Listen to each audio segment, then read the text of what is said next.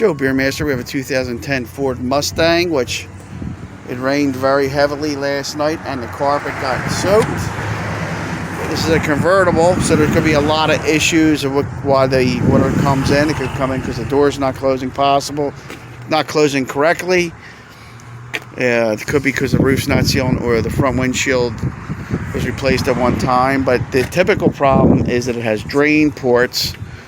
When the water runs down into the engine compartment or from the windshield into the engine compartment, there's a pan there, cowl pan, and the water's supposed to flow through, and there's these little drain ends here that tend to get clogged up with debris and leaves, and they're down inside here, way down in there. You have to look and reach for them. And there's one on this side. You want to show where the other one is?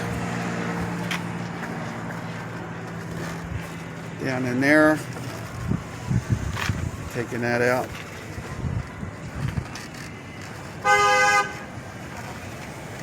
So you might have to take the cowl panel off and the windshield wipers, and then do a blow gun through there and blow it out, or get a coat hanger type thing and kind of ream it out. In this case, it was stuck in the end, and that was the problem with this one.